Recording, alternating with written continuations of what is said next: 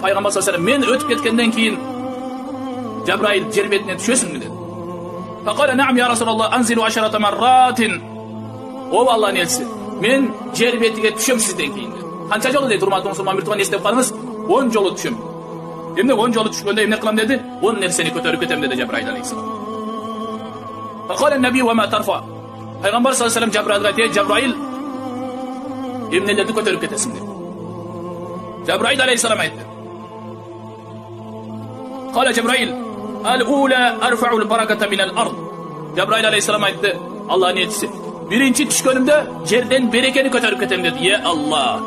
Ana hurmatly musulman bir tugan möme jemiş bolbay jatat. Bereke bolbay jatat. Wagtyň berekesi ketip jatat. Tapkan akçabıza bereke bolbay jatat. Kılgan işimizge bereke bolbay jatat. Hey bir adamdan uksaňyz, ya 15 000 akça tapap atalım. Je bolbosa hazır 15 000 akça tapap atam, 20 000 akça tapap atam. Hiç bereke bolbay jatat, hiç jetpey jatat deydi. Birok murdarak 5 000 akça tapap atalım, teňiri jet jölöp bileme deydi. Kara hurmatly 15 000, 20 000 akça tapsak dagı Allah berekeni alıp koya turan bolsa, al akçabıza bereke bolbay kalat. Hurmatly musulman bir tugan bereke kaydan keledi? Oşonu bileli. Bereke kaydan keledi? Allah Tebarek ve Teala ıyık Kur'an-ı Kerim'inde Araf suresinin 96. ayetinde Allah şunday deydi. Euzu billahi mineşşeytanirracim.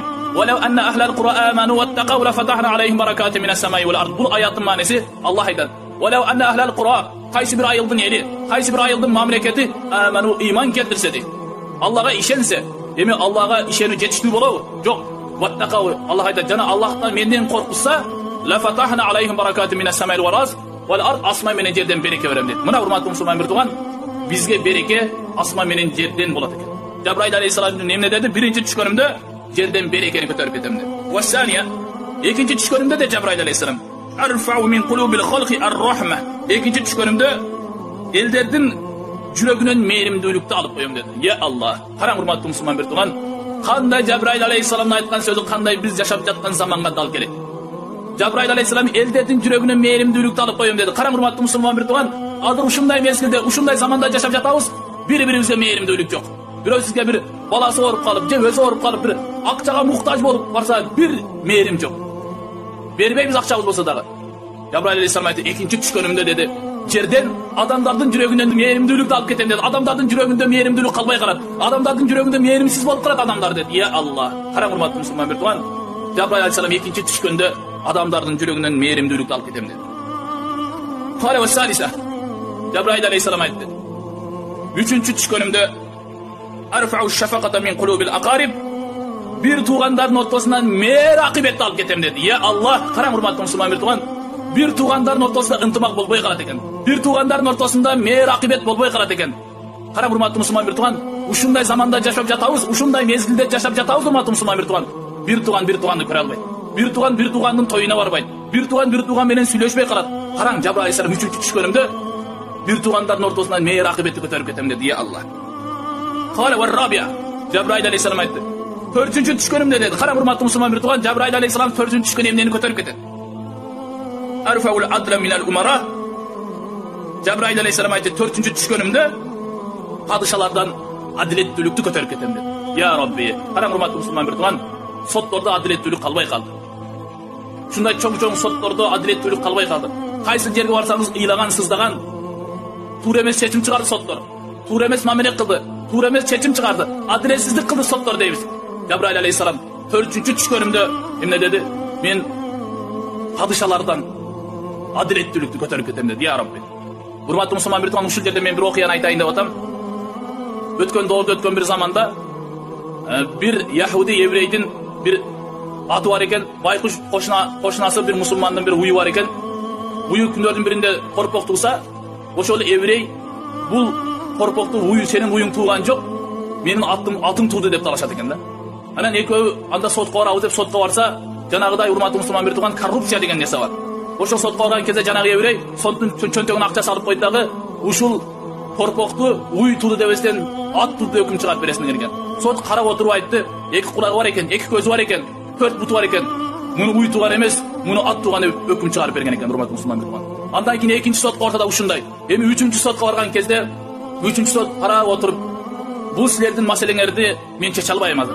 Bu meseleňerdi men sizlerge öküm çıkara albayım degen kezde janagı evrey, bir emes iki sotda normalni ötüp keldik. Ekөө teň uyu tuğan jok, bunu at tuğdu dep jatat. эки көзү бар экен, эки кулагы бар экен. Муну аттууду деп өкүм чыгарып берди. Чыгарбайсың өкүмдү деген кезде Кудайдан корккон такыба мусулман сот мен силерге өкүм чыгарайын деп турам, бирок азыр чыгара албайм деп. Эмнеге десе, менин этек кирим келип калды. Я Аллах. Ошондо еврей айтты дейт. Аялдан этек кир келет да, эркектен де этек кир келеби десе, эми аттар торпок тууп аткандан кийин эркектер эмне үчүн этек кир келбесин деп өкүм чыгарып, ат эмес, уй туду өкүм чыгарып берген экен. Мына урматтуу мусулман бир туган, бул адилеттүү падышалардын чечими. Адилетсиз падышалардын чечими кандай болот? Адилеттүү Кудайдан корккон падышалардын чечими кандай болот? Жабраил алейхиссалам эмне деди? 4-чү түшкөндө урматтуу мусулман бир туган, падышалардан адилеттүүлүктү көтөрүп кетем деди. Же урматтуу мусулман бир туган, же адилеттүүлүк азыр көтөрүлүп кеттү биз жашап жаткан мезгилде. Кала вал хамиса. Жабраил алейхиссалам айтты. 5-чи түшкөнүмдө деди. Арфаул хая минан ниса. Аялдардан уяттуулукту көтөрүп кетем деди. Аялдарда уят калбай калат деди. Я Аллах, урматтуу мусулман бир туган. Пайгамбарыбыз айтат. Ал хая вал иман курана жамиа деди пайгамбарыбыз. Иман жана уяттуулук бир эриш аркан сыяктуу. Fa iza rufi'a ahaduhuma rufi'a al-akhar. Эгер бири көтөрүлсө, экинчиси артынан ээрчип кетет деди. Кара урматтуу мусулман бир туган, эгер бизде элибизде ушундай сөз бар, уятың бар, ыйманың бар дейт. Ыйманың бар, уятың бар. Эгер урматтуу мусулман бир туган кайсы бир адамдан ыйман кетсе, ал адамдан уят да кетет экен. Эгер кайсы бир инсандан уят кетсе, андан ыйман кетет экен. Урматтуу мусулман бир туган, элибизде ушундай бир сөз бар. Эркектен уят кетсе, эр өлөт дейт. Ал эми аялдан уят кетсе, эл өлөт деген. Кара урматтуу мусулман бир туган, аялдарыбыз Алла Таала намыстуулук берсин, уяттуулук берсин. Жабраил алейхиссалам 5-ти түшкөндө аялдардан уяттуулукту көтөрүп кетем деди. Кала ва садиса. 6-чы түшкөнүмдө Жабраил алейхиссалам ушундай деди. Арфау сабра минал фуқара. Кедейлерден сабырдуулукту алып кетем деди. Я Рабби, урматтуу мусулман бир туган, бизде азыр сабырдуулук калбай калды. Аяттарды окуп жатабыз. Алла Кур'ан-ы Каримде иннама юаффас сабирун ажрахум бигайри хисаб. Албетте Алла Таала сабырдууларга кыяматта соону чексиз берет десек, аятты угуп да сабыр кыла албай жатабыз.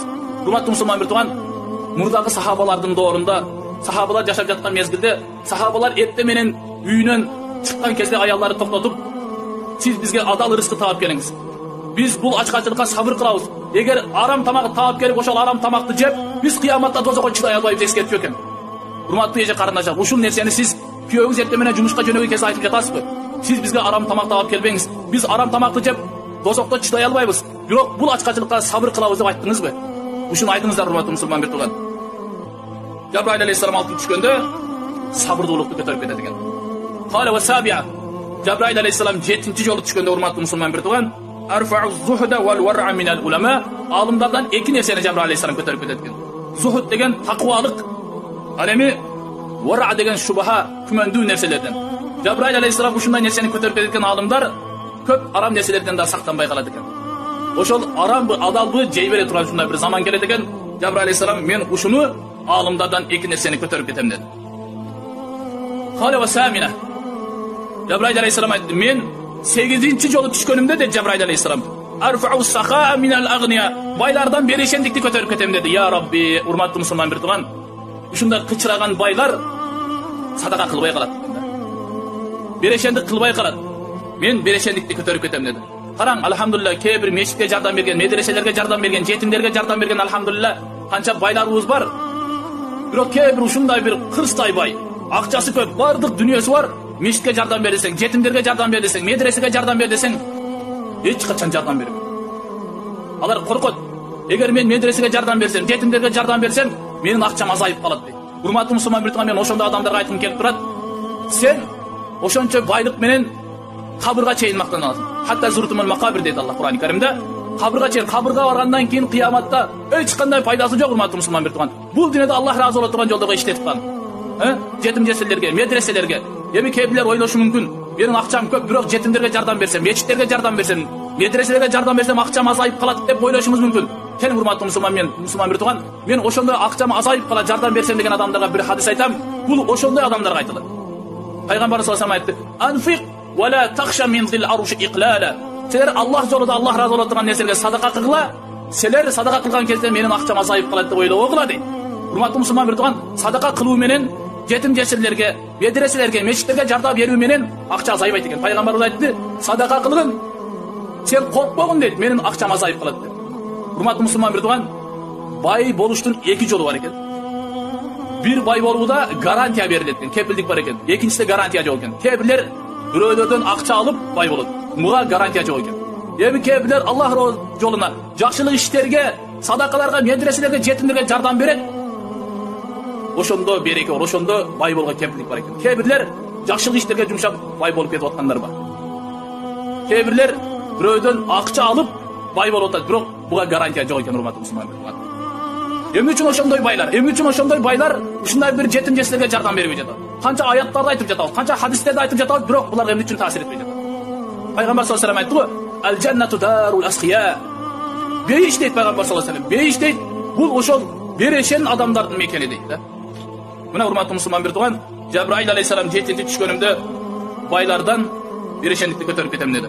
Кара ва тасия. Жабраил алейхиссалам айтты, урматтуу мусулман бир туган, 9-чу жолу түшкөн кезде арфаул Кур'ан, Куранды көтөрүп кетем деди. Урматтуу мусулман бир туган, Жабраил алейхиссалам Куранды кантип көтөрүп кетет? Мына биз окуп жаткан каламулла Аллахтын сөзү Кур'ан, китепти ачкан кезде бирме-бир жазылган сөздөр, ошол сөздөр бардык Кур'андын ичинен жазылган сөздөр көтөрүлүп кетет экен дагы. Кур'анды ачсаңыз аппак гана барактар кылат экен, Аллахтын сөздөрү, жазылган сөздөрү жок болуп кетет экен. Ал эми Кур'ан жаттаган каарылардын жүрөгүнөн Аллах Фатиха сүрөсүнөн башка бардык аяттарды көтөрүп кетет экен. Ошол кезде, ошол заманда каарыларга эмне дейсиз? Ясын сүрөсүн, же болбосо Бакара, же ушундай бир Кур'андарды окуп бер десеңиз, алар айтат, биз Фатиха сүрөсүнөн башка эч нерсени билбейбиз дейт, урматтуу мусулман бир туган. Мына ошол Жабраил алейхиссалам тогдон түшкөндө мен Куранды көтөрөм деди. Ва кала вал ашира, эң акыркысы караң, урматтуу мусулман бир туган.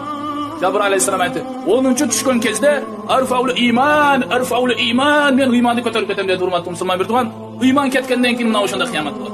Эгер жер бетинде ла илаха иллаллах деп турса деди пайгамбар, кыямат болбойт деди. Кимде ким ошол сөздү айтпай койсо, ла илаха иллаллах айтпай койсо анда кыямат болот. Ыйман кеткенден кийин, ыйман калбагандан кийин, урматтуу мусулман бир туган, ошол кыямат болот экен. Ва хазихи мин аламати са, бул кыяматтын белгилеринен экен, урматтуу мусулман бир туган. Сөзүм акырында айта турган нерсе, урматтуу мусулман бир туган, бүгүн мен силерге кыяматтын белгилери жөнүндө бир канча аяттарды, хадистерди жеткирдим. Сиздерге аманат, мына ушул нерсени башка элдерге жеткириңиздер. Биз ушундай заманда жашап жатат экенбиз. Пайгамбар саллаллаху алейхи ва саллям 14 кылым мурда биз кандай заманда жашашыбызды Пайгамбар саллаллаху алейхи ва саллям айтып кеткен экен. Ошол заманда жашап жатат экенбиз. Кээ бир пайгамбар айткан нерселери болуп жатат экен, кээ бирлери боло элек экен деп сиздерге аманат ушуну жеткириңиздер. Аллах таала жума намазга келген ар бир койгон кадамыңыздарга бул күнгө чейин билип билбей турган күнөөңүздөрдү кечирип, дайым сиздерге Аллахнын рахматы болсун, Аллахнын берекеси болсун, Аллахнын дуа саламдары болсун. Ассаламу алейкум ва рахматуллахи ва баракатух.